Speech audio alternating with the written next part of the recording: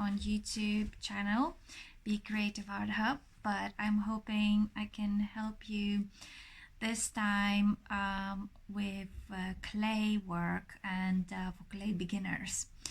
So today I actually was just doing the clay, preparing myself for the Christmas market, and I was thinking why not to give you some tips and advice on the clay, because I myself had to go through so many YouTube channels and bloggers and Instagram for following many artists who's doing clay, and basically did a massive research, try myself, test it, and just wanted to share what I found out.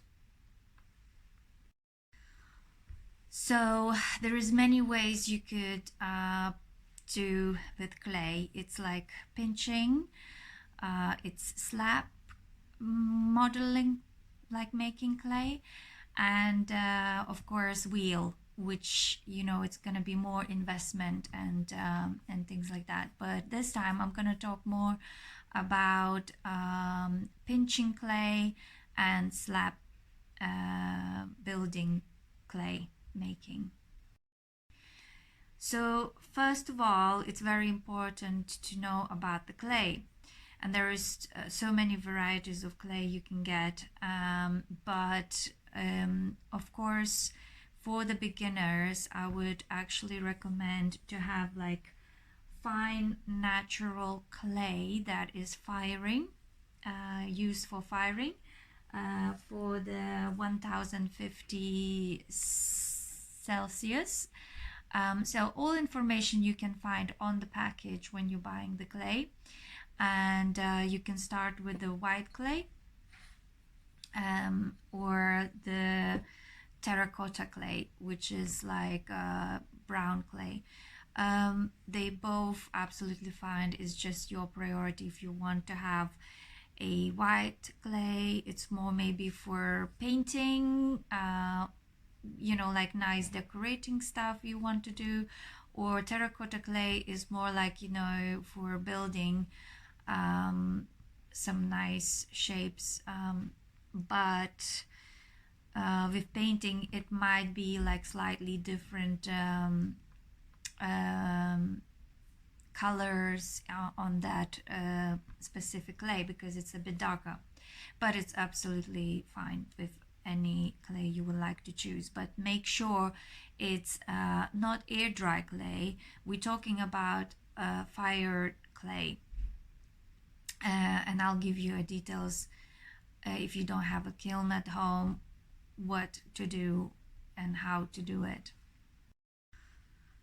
So first of all, so we got a clay.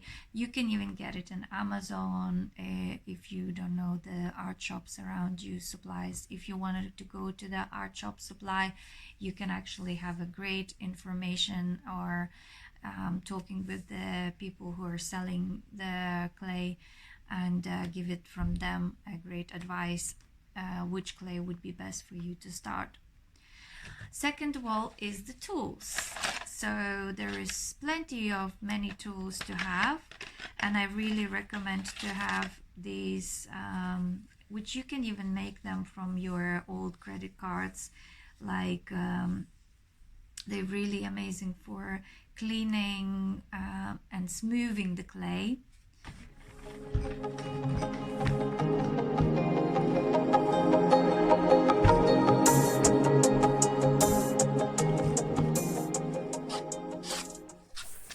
When you start smoothing the clay, you will notice some little bubbles coming out, which is like, looking like a little hills on the top of the clay. And that means you have a air trapped inside the clay, which is very important for you to get the needle and just poke them out.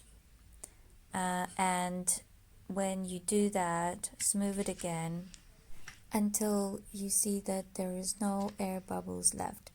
And that's important because later on in the kiln it might have a problem as the blowing up your work or damaging. So that's very important to know. There's a very important thing as the cutting tools, clay cutting tools. So there is really good stuff is this needle, and also the wire that you have, like, you know, with two handles, and you can just cut it. Also is very good to have all these wood tools that also needed for, you know, making the edges to join and smoothing, also working with like some bits like that, and also these, which is like also carving and cutting out. As you can see here, I'm placing the templates and use the roll pin to kind of get in the clay, that they would be securely put and no move. And then I use the needle to cut it out, the shapes. And this part is much easier when you're using a template and the needle to go around. And after I cut it, I took out the excess of the clay, and then ready to shape the templates to my needed form. So it's quite fun and satisfying part of it to do. Now I'll show you how other tools are made by to stick together pieces. You need to make like a clay glue, which first you need to kind of make the edges with the tools, like scratch it, and then with water and a bit of clay make it like a paste of clay that would be working as a glue. And then you join the two sides of your shape to stick together, and it sticks pretty well. But then you need the tool, the wood tool, to smoothen the edge from the other side, and there will be no sign of joint. So all these kind of like, you can have like a pack of them all with the also sponge in it, and you will need, and they are not expensive, and you can have them ready for you to have at home to work on clay. See you on the next episode of the beginner's clay journey. See you soon. And if you have any questions, please comment below, and I'll try to answer as much as I can.